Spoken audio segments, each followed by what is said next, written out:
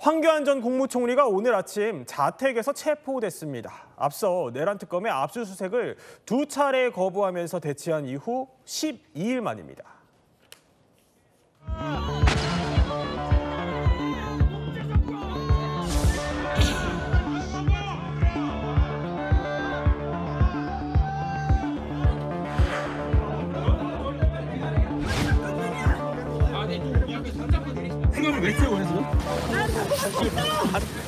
저는 지금 미친 개와 싸우고 있습니다.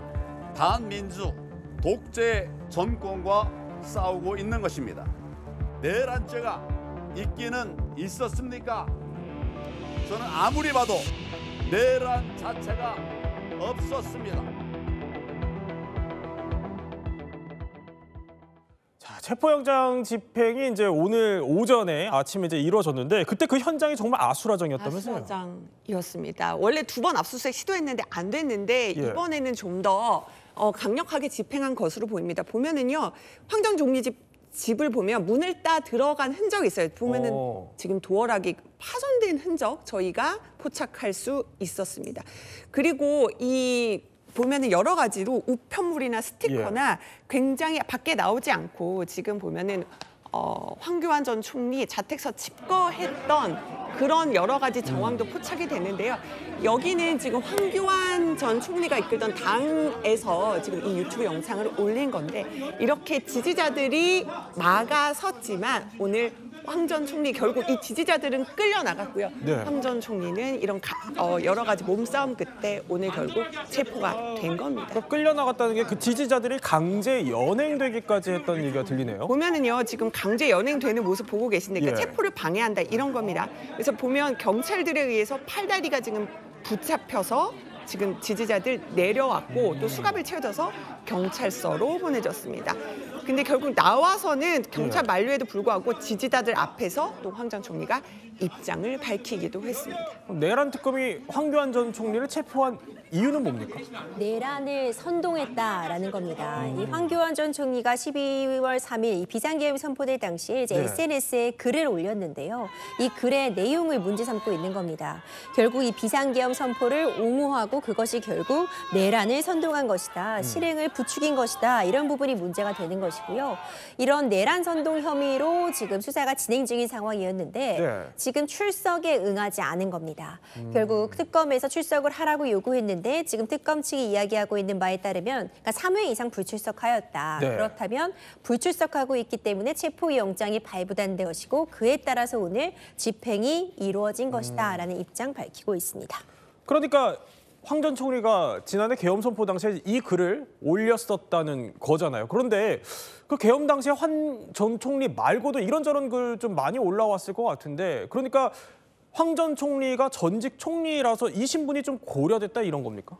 그렇죠. 굉장히 좋은 지적해 주셨는데 많은 분들이 SNS에 당시에 여러 가지 글들이 올라왔는데 굳이 황교안 전 총리만 꼭 집어서 내란 선동 혐의를 적용한 이유가 무엇이냐 이런 부분을 궁금해하실 수 있는데요. 특검 측에서는 일단 황교안 전 총리는 국무총리였다. 이런 상황들에 대해서 훨씬 더 많은 지식을 갖고 있고 또 법무부 장관으로 재직을 하면서 관련해서 내란의 의미라던가 이 비상계엄이 언제 선포될 수 있는 것인지를 충분히 알 수 있는 당사자였다라는 점을 고려한 것으로 보입니다. 그렇지만 이런 글을 올렸다는 것과 이것이 곧바로 내란 선동이었는가 좀 다른 차원의 문제입니다.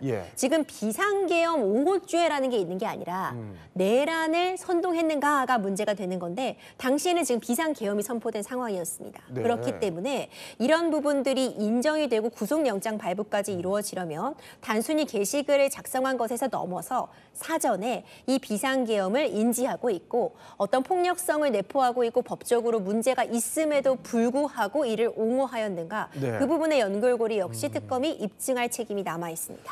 자, 그러니까 내란 특검 수사 종료가 이제 한 달여 정도 남았습니다. 이걸 앞두고 계속 수사를 거부해왔던 황 전 총리가 오늘 체포된 건데요. 그런데 여기에 오늘 조태용 전 국정원장도 구속됐습니다. 내란 특검의 수사도 빨라지는 모양새고요. 비상계엄 선포 계획 듣고도 국회에 보고하지 않은 이유 있으실까요? 홍장원 전 차장이 윤 전 대통령 여인연정 사령과 통화 내용 알렸는데 보고하지 않은 이유 있으신가요? 민주당에서 요구한 CCTV 영상은 왜 제공하지 않으신 건가요? 영장 실질 심사에 성실임하겠습니다. 감사합니다. 그러면 조 전 원장이 구속된 결정적 이유는 뭡니까? 국가정보원법입니다. 사실 다른 법들에 비해서 좀 그 개정 내용이 좀 최근이기 때문에 많이 알려져 있지 않은 조항이라는 평가도 나오는데요. 국가정보원법에 이제 국회 보고 조항이 있는 겁니다. 그러니까 굉장히 중요한 어떤 국내에 있어서 큰 영향을 끼칠 그런 사안에 대해서 인지를 하게 되면 이 국정원장이 국회에 보고하도록 하는 그런 조항이 담겨 있었던 것인데 지금 특검 측에서 이야기하고 있는 바에 따르면 윤석열 전 대통령의 이 비상계엄 선포 대국민 담화 이전에 이 비상계엄 선포 계획을 알았지만 지금 조태용 전 국정원장이 국회에 보고하지 않은 점. 첫 번째로 그것이 문제가 되는 것이고 그 이후에 홍장원 당시 국정원 1차장으로부터 계엄군이 뭐 정치인들을 잡으러 다닌다는 보고를 받고도 또 국회에 알리지 않은 점. 이런 부분들이 국정원법에 따른 국회 보고 의무 위반 그리고 이것은 직무를 유기한 것이다라는 그런 점들에 있어서 구속 사유가 발생을 했다. 그리고 그 이후에도 증거인멸의 우려가 높다는 점이 가만히 된 것 같습니다. 계속 이제 스케줄들이 있어요. 뭐냐면 당장 내일 박성재 전 장관 이제 구속영장 또 심사가 예정이 되어 있고요. 여기에 추경호 의원 구속영장도 지금 청구가 되어 있는 상황이니까 이제 앞으로 내란 특검은 신병 확보에 좀 주력을 하겠군요. 그렇습니다. 지금 줄줄이 구속영장 청구, 발부, 구속영장 실질 심사 계속 예정이 되어 있는 상황인데요. 사실 이 구속이 이 수사의 끝이 아닙니다. 결국 범죄 혐의를 입증할 수 있느냐가 관건이기 때문에 오히려 구속이 되지 않으면 수사에 있어 제동을 발생시킬 수도 있는 만큼 어떤 식으로 특검 측이 수사를 앞으로 나아가느냐 좀 더 지켜볼 필요 있어 보입니다.